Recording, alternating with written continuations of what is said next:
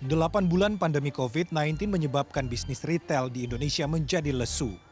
Para pedagang di pusat perbelanjaan seperti di ITC Kuningan, Jakarta Selatan sangat merasakan dampaknya. Dina misalnya, pedagang pakaian ini mengatakan jika sebelum pandemi, angka penjualannya bisa mencapai di atas 100 juta rupiah. Kini omsetnya hanya berkisar 30% dari jumlah biasanya.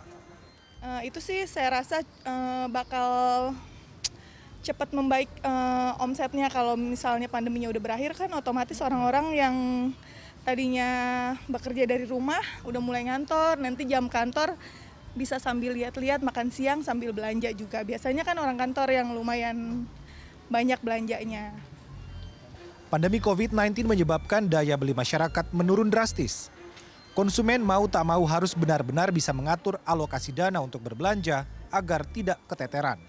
Nah, apakah sekarang selama pandemi Masnya ada alokasi khusus untuk pos-pos anggaran untuk berbelanja kebutuhan atau gimana?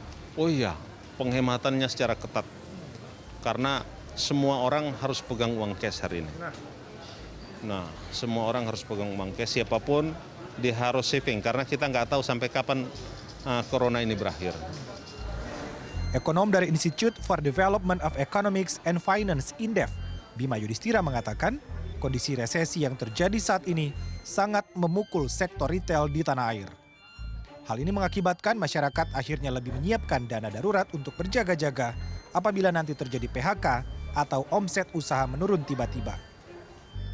Nah, ini yang membuat masyarakat akhirnya menunda untuk melakukan belanja yang sifatnya tidak terlalu mendesak. Kan kita juga melihat bahwa retail itu dengan jumlah penduduk Indonesia 270 juta orang, retail selain berfungsi sebagai konsumsi langsung, retail itu biasanya dalam situasi normal juga dianggap sebagai tempat hiburan. Jadi ke supermarket, kemudian ke minimarket, itu ada rekreasi di situ. Agar bisa bangkit dari keterpurukan, Bima Yudhistira mengatakan, pengusaha retail harus melakukan downsize atau menjual barang dengan menyesuaikan kondisi daya beli masyarakat.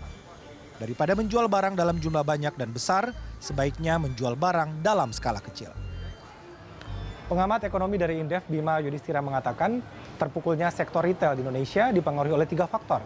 Faktor yang pertama adalah berkurangnya konsumsi masyarakat menengah ke atas. Kemudian faktor yang kedua adalah adanya perubahan perilaku konsumen di Indonesia disebabkan karena kondisi resesi di Indonesia. Dan untuk faktor yang ketiga adalah kondisi pandemi membuat masyarakat takut berbelanja atau datang ke pusat perbelanjaan karena takut tertular COVID-19.